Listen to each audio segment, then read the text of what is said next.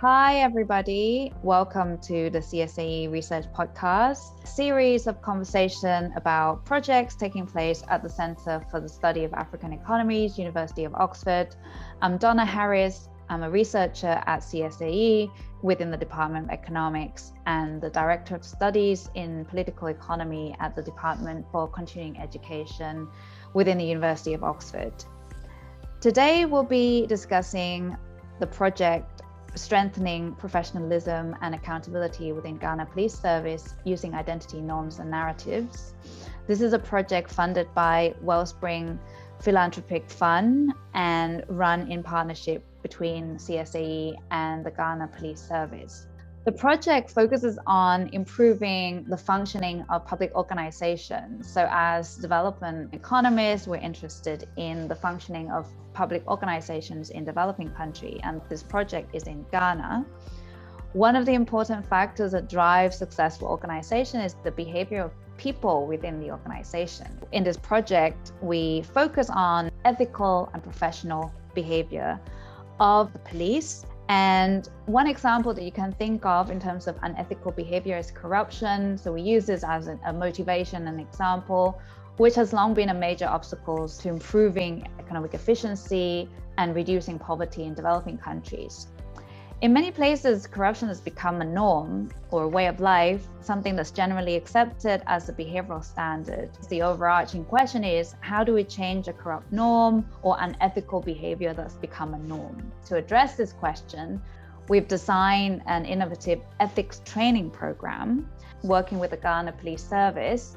And joining me today to discuss the project, what we did and the results, my colleagues, Danila Serra, Associate Professor in Economics at Texas A&M University, Oana Burkhan, Associate Professor in Economics at the University of East Anglia, Bruno Schettini, Secretariat for Coordination and Governance of the Heritage of the Union, the Ministry of Economy in Brazil, and Henry Telly, Country Economist at the International Growth Center at University of Ghana in Legon and the LSE. Welcome, everybody.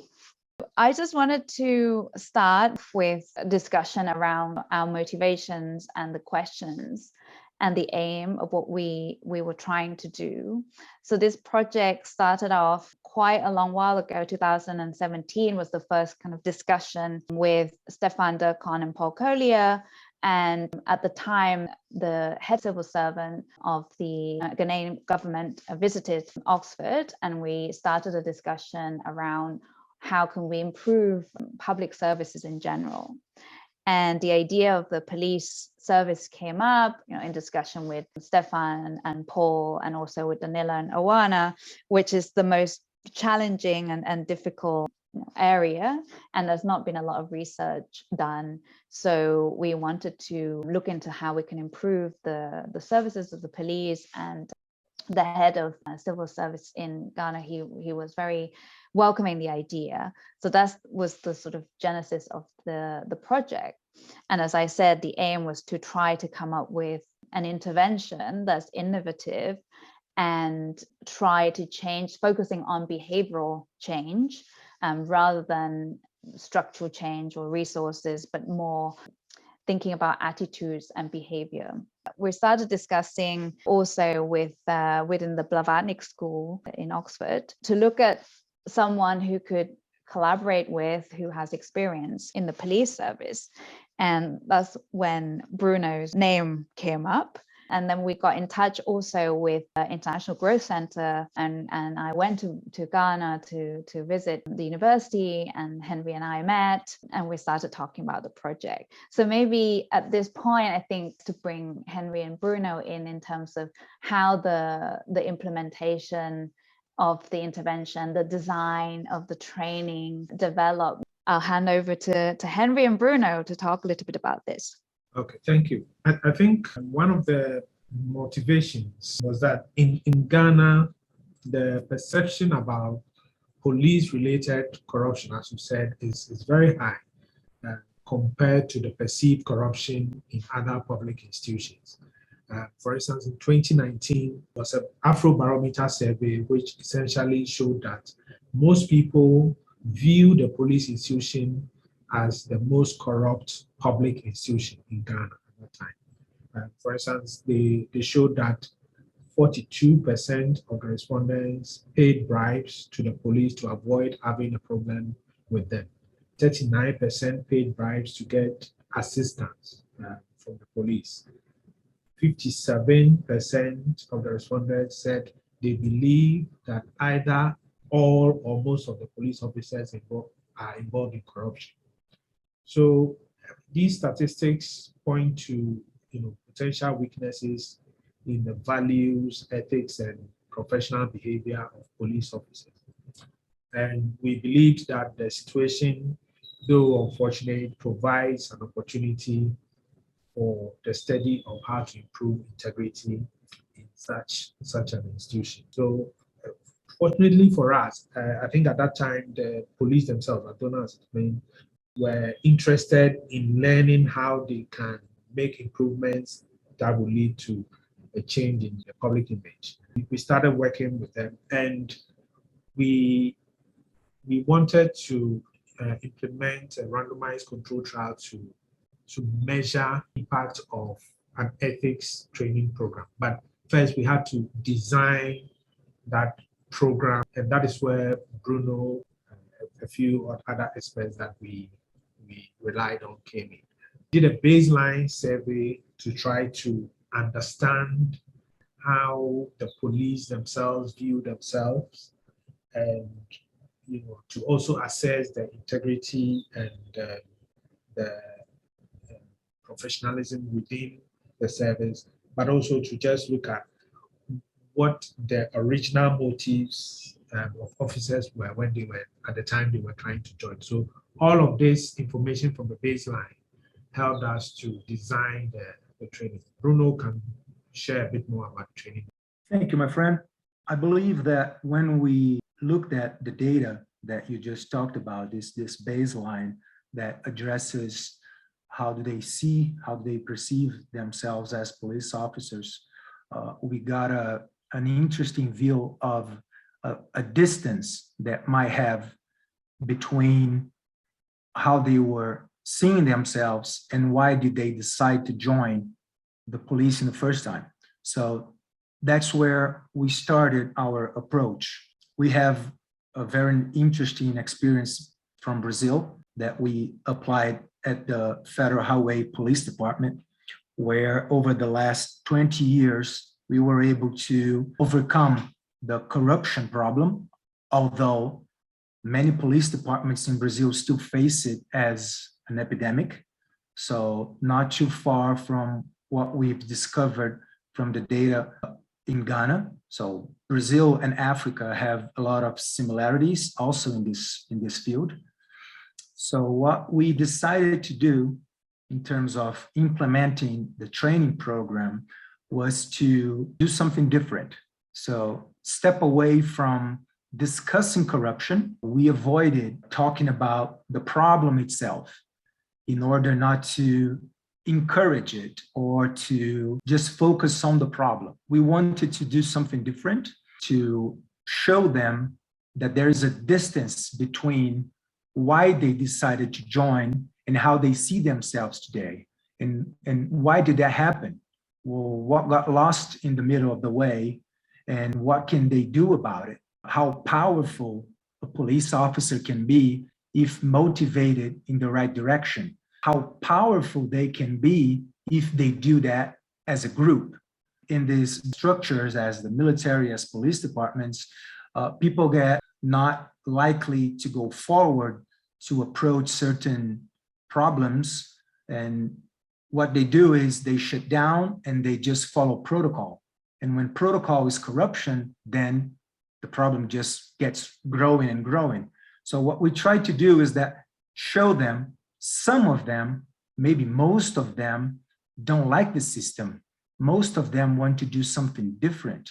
And if we show them a way to do it, if we show them that there are other benefits instead of just the easy pocket money that they get from an act of corruption, that there are other forms of, let's say, payment that would benefit much more from it. So the approach was getting them to understand that if they get back to that identity that they wanted in the first place, work as a team, if they get some sort of payback from this group behavior, things would change a lot. So this was the basic form of approach that we tried to apply to the training.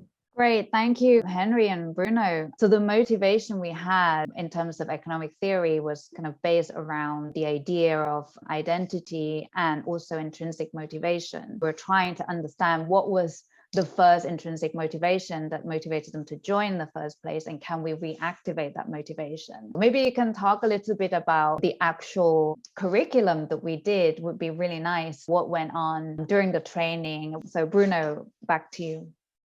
We divided the course into 2 days, spread over 2 weeks, and that was crucial to the strategy, because if we want to do collective action, we needed time for them to interact over what they've learned in day one. So it was really important for them to go back to their jobs, to their normal life, go back home, and have some time for that knowledge, for that discussion to grow and the knowledge to sink in. So this was part of the strategy. First day, we addressed the identity part individually.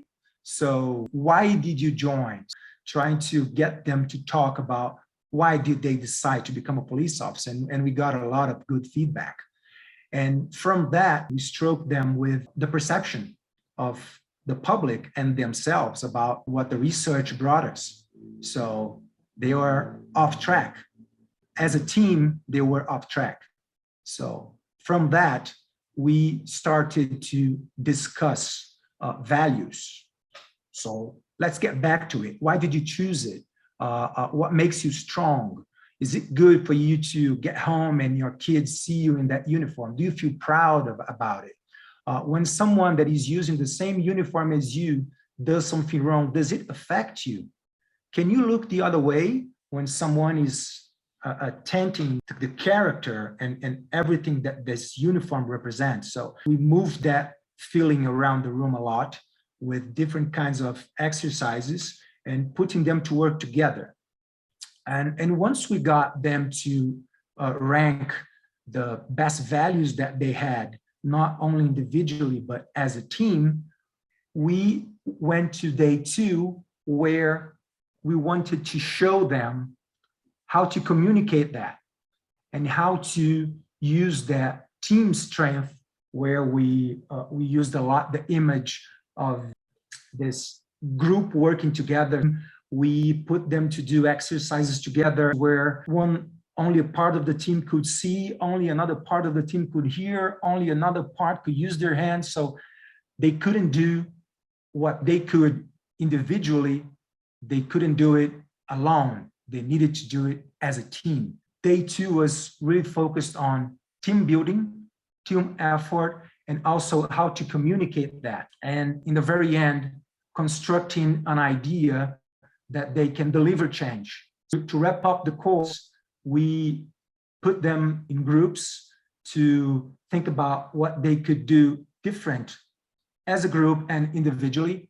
And they wrote some sort of commitment for them to individually keep it in a letter, so they could take a look at it in the future and see if they reach that goal. So it's kind of a commitment to themselves that they can proceed with that change. Thank you, Bruno. You know, listening to you again, even though we did all this together, I feel inspired again, I have to say. Just to finish this off, we also 6 months later on, or a little bit more, we also had a ceremony to present lapel pin to the agents of change. So that's what we call them at the very end. It's almost like a graduation ceremony. Maybe Henry, you can talk a little bit about the graduation ceremony, and from your perspective as Ghanaian, did you feel that this was inspired? How do you think it went? Yes, so I think with the environment that is a hierarchical organization, and so we had to think through how best to get the, the junior ranks to be able to also contribute to making change, because it's a hierarchical organization, it's very difficult for junior ranks to make any influence. So there are 33 police districts in the Greater Accra region, which is the capital of Ghana, the largest city, where our research is focused. We randomly selected 21 out of the 33 districts and targeted the training at most of the officers in these districts. So it was groups of people from the district who got the training. So the change between the senior and the junior ranks was similar, at least, and they all had the same template to start with. And when we went for the award ceremony, and this was a while after the training, and you could see that they were really proud to be part of the training, and they shared a few testimonies of how that itself, is beginning to change, not just the way they look at what they are doing, their work, but also how they relate to their senior officers. So I think it was very useful. The ceremony itself, we had senior police officers putting a lapel pin on their dress to distinguish them from all the other police, and they really appreciated that. Thank you, Henry. And just to add, Bruno, we'll come back. Yeah. Yes. Yeah. Sorry, if you allow me. Another sensitive part of it was police officers. We don't accept influence. We don't like people telling us how to do our jobs. I mean, this is something human beings, in a way, we all are. But law enforcement people, they know how to do it, and you need to go to them and make an approach like we did. It was very sensitive. So I think that this was very well thought in the delivery of the process, bringing also another police officer from a different environment, but still an environment that has a close connection to Africa. So this was also interesting to allow us to do it in a very softer way. Yeah, no, that's a great point, and actually nicely leads us to the challenges. And I think you're right. I mean, we try, to bring that identity. The person who's delivering the course has to be someone that they identify with. And you made a good point about the fact that it's another police officer is not going to work as well if it was a researcher, for example. And it seems, when I was observing it, they completely listen, and that they completely connected to you and the examples. But there were some questions around Brazil. Things are not the same in Ghana. So maybe we can discuss a little bit about how we dealt with that. Culturally, it's very different. So how did we deal with that? So maybe you want to come in.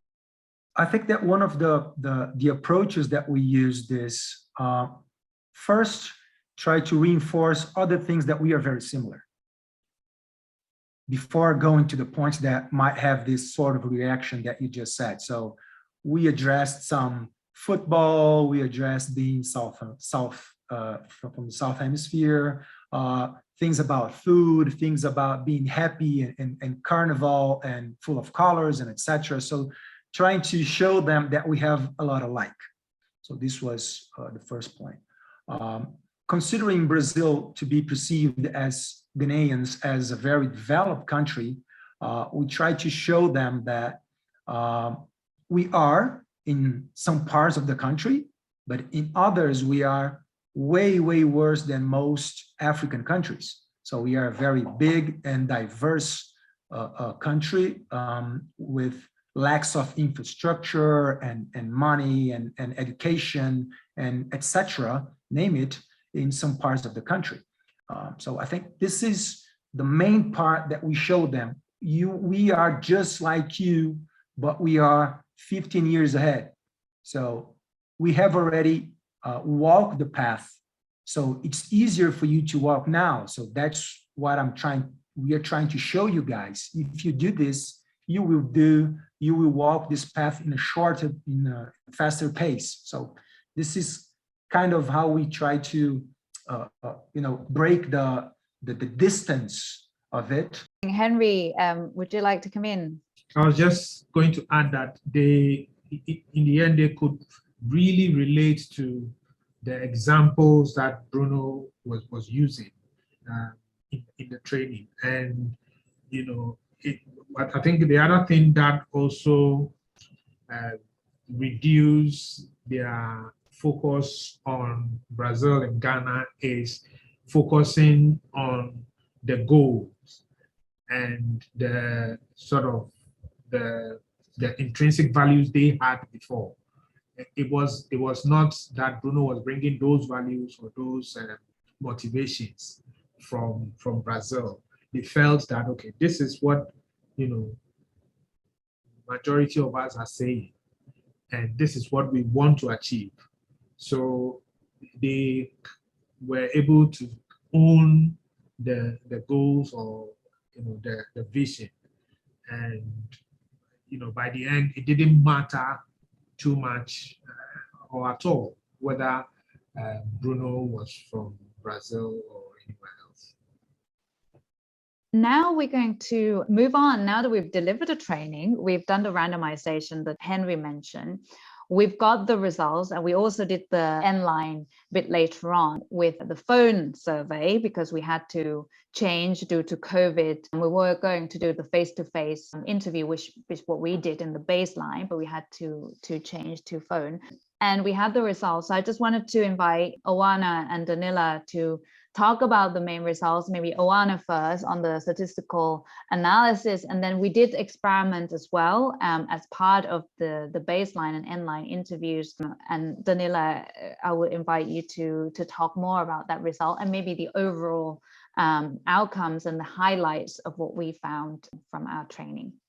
Thank you, Donna. I thought I might start by just saying, wow, thank you for this wonderful discussion. It was so interesting to hear, and I'm thoroughly impressed by the teamwork you've all put together. And it's lovely to just hear Bruno's and Henry's impressions about how the training went. And it was clearly very impactful, and we saw that in the reactions of the officers and in the aftermath of the training, but we also saw some of the footage, and that was just really impressive for us as a team. How do you follow in their footsteps in telling the story? Perhaps I can talk a little bit about the challenges to measuring the impact of such a training, and maybe I should talk about the main thing, which is the measurement. How do you measure the impact of the training in the longer run? So obviously it had a great reaction at the time of the training, but is the impact long lasting? And that is very important for us as academics to be able to identify and measure.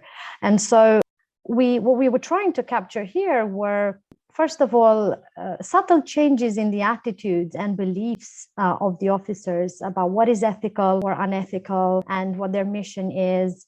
And you may think of these as rather intangible things to try and assess. But it turns out that surveys and well-designed questions can definitely capture very well the shift in the mindset towards integrity. And so the team worked really hard on designing that comprehensive questionnaire at baseline, and also on adjusting that questionnaire for the phone survey 20 months after the training. But we also wanted to capture the actual behavior of officers in a situation that can simulate very well the reality of being put in front of the decision to be ethical or not. So if I can just go back a little bit to the survey, I wanted to highlight that we asked a set of questions not only on their values, and the values can subsume many things, such as what is important for them in their role as officers, whether and how organizational norms can change, whether they believe that education can make that change, and their original motivation for joining the police force. But also we wanted to know a little bit about whether they would or did report unethical behavior that they've witnessed amongst colleagues within the organization, and whether they monitored their officers for those of them who were team leaders at the time of the survey. We also asked a little bit about their perceptions about the overall level of corruption in the police and in their particular district where they were stationed. And we also wanted to know about their relationship to the citizens. So these are some of the questions that we asked and that we then used and aggregated the answers to in order to obtain some of our indexes which measure these attitudes and beliefs. And then in terms of the actual behavior, we and this is quite common in experimental economics and now in experiments in the field, is to use a situation or a scenario, which is practically a game, but is a game where there are real incentives to behave in a certain way or another. So in this particular game that we designed, and it was a game inspired by a design in a paper by Abler, Becker, and Falk in 2014 in the Journal of Public Economics. In this particular game, the officers had to toss a coin 4 times, and that was under the assumption that everyone has a coin lying around somewhere in their house. Or wherever they were seated at the time of the survey. And so tossing a coin 4 times, they would have to tell us how many times they got tails. So the number of tails is the outcome we were interested in here primarily. Now, the more tails they reported, the more money they would actually earn at the end of the survey with us. So there was some money at stake. And so there is an incentive here to cheat because, well, individually, you cannot be observed. You're doing this coin toss in private, so you can't really, your behavior cannot really be seen by the enumerator or by the researcher. Secondly, the more you misrepresent the truth, the more you're likely to earn. So obviously, for us as researchers, we could not observe individual behavior, and that's why we cannot say that an officer or another lied. And that is actually an attractive feature of the design because it allows us to create more that situation where the officer is comfortable expressing themselves as they wish. The nice feature, though, here is that we can still observe aggregate cheating behavior because, well, we know that theoretically only about 25% of the officers should tell that they had 3 tails. It's just a part of the theoretical probability distribution. And so if we observe that more than that proportion of officers report 3 tails or 4 tails, then we know that a little bit of cheating or a bit more cheating has actually happened. So that's a little bit on the side of how we measured the outcomes. This was all very feasible for the phone survey, which actually didn't take too long to carry out. And then the second challenge is, well, once you have these measures, which are fairly accurate representations of the attitudes and behavior of officers, you then have to ask, well, how do I use these measures in order to attribute the change in these measures or the results that these measures give us to the training and not to something else or some intrinsic characteristics of the officers. So the point here is, how do you identify the impact of the training using these measures? And this is where the randomized control trial design comes in, where only a part of the officers were allocated to receive the training, and that part was determined randomly. So we had, I believe, about 21 districts which received the offer to take the training, and 11 districts were left as control districts. They didn't receive an offer for the training. From the 21 districts, only about half of the officers who were stationed in those districts took the training. Obviously, not all of them could because they were on a duty rota, and so they had to man the traffic at the time that the training took place. And the half who took the training was also randomly determined according to that duty roster that police have. And so from that, we know that those who take the training, so the treated ones, are very similar in terms of their underlying characteristics to those who didn't take the training or were not offered the training. And that is critical because when we look at our measures and compare our measures, our value indexes and reporting, monitoring, relationship to citizen indexes across officers who took the training and those who didn't, then we know that the difference, if there is a difference, it is only due to the training and not something else. And it might be that this is a good place for me to hand over to Danila to talk a little bit about what we found, or if she wanted to add anything on the design itself. Thank you, Anna. I think this remaining time, I'm gonna maybe mention the results, which are very exciting. So as Anna mentioned, we have 5 survey measures of outcomes, a value index that measures our primary outcome of interest. It's an index that aggregates officers' identity as service providers, their beliefs about organizational norms, the possibility of changing organizational norms, their attitudes, and then another crucial outcome variable that we have is this index that measure attitudes towards citizens and relationship with citizens. And these are indeed outcomes that were targeted in the training, as Henry and Donna and Bruno explained very carefully. Those were targeted in a number of modules during the training, and we indeed see that the trained officers in the treatment districts score significantly higher, both on the values index and the relationship index, and those are both, as Anna explained, generated by the survey. Moreover, we have a significant impact on our measure of willingness to engage in unethical behavior as measured by the incentivized game, the cheating game that Anna mentioned. And there we can, first of all, compare the empirical distribution of reported coin flips with the theoretical distribution, and we see that for the trained officers, there is evidence of the two being more similar to each other as compared to the control districts, where we see much more evidence of cheating. But also in the regression analysis, we see that the likelihood of reporting a number of tails out of, remember in the game, they had to toss a coin 4 times and report how many tails they obtain. So the probability or the likelihood of reporting more than 2 tails or 3 tails is much, much lower, significantly lower for the officers that were trained in treatment districts. We do not see any impact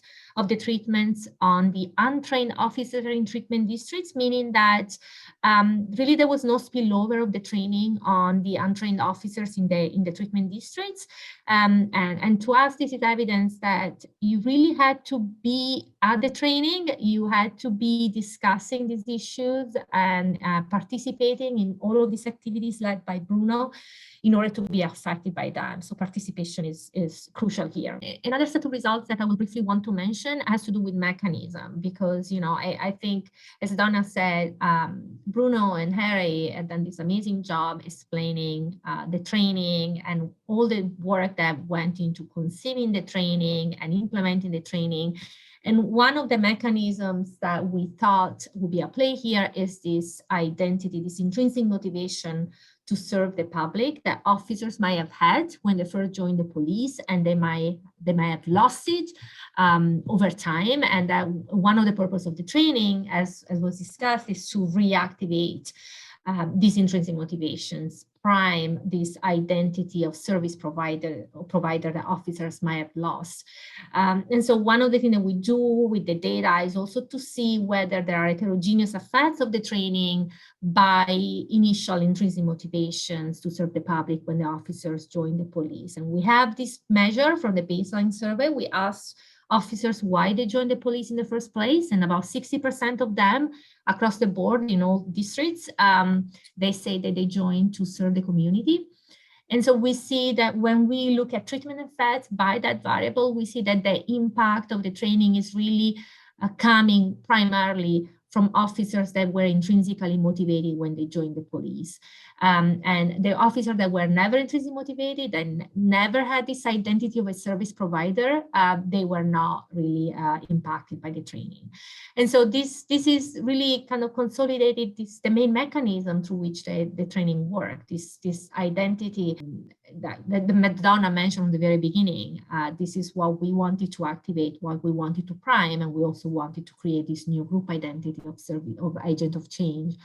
And so all of those, I think from the data, we see that all of those work pretty well together, and they ended up impacting the officers the way that we, even more than what we thought would be possible in such a short time. I would like to mention also the relationship with citizen index results, because that is an index. So this is an outcome variable that was also, as I said, strongly affected by the training. So we see that they train officers report or score much higher on this index, showing, and this suggests that their attitudes and the relationship with citizens have improved as a result of the training. And for this outcome, we also see that the impact is strong for officers that were not intrinsically motivated when they joined the police. And so this is kind of a silver lining for us, because, you know, even though on the one hand, we found that being intrinsically motivated to serve the public when you first join the police is important to be able to really be affected by this training, there are some modules of the training, in particular those communication technique that Bruno was talking about, that actually are very effective also for officers that do not have this identity of service provider, or at least, you know, they didn't have it at the very beginning. And so their relationship with citizens in general could be really impacted through these training models that we discussed here. Thanks, Oana and Danila. I think that was very concise and brought out all the highlights of our key findings. One thing to add is that when we did the end line, it was actually about 20 months afterwards. So just wanted to point out that we feel that it was an experimental demand effect because we did it so long after, and it seemed to have lasted. I think Oana kind of mentioned it, alluded to earlier about the long-lasting effect of this type of training. And it seems like, you know, even 20 months later, which is when we did the end line, they're still remember, and their behavior actually did change as a result of the training. I just wanted to add that we're in discussion with the Ghana police in terms of the next step. This seems to have worked. So let's see where we go next from here. And I want to thank everybody for joining us, Danila, Oana, Bruno, Henry. This has been a long-term project. We started in 2017, as I said, and it's so nice to see the paper is coming out soon. We're going to present it at the CSAE conference as well. And finally, I want to thank the Ghana Police Service, and especially Dr. Sasu Mensah, Jerome Kanyok, and all the officers that we've worked with. And last but not least, our team of amazing enumerators in Ghana, led by Sammy, who sadly we lost along the way, and Wisdom, who took over and has done an amazing job, and the rest of the team of 15 enumerators, and they've done an amazing job. So thank you.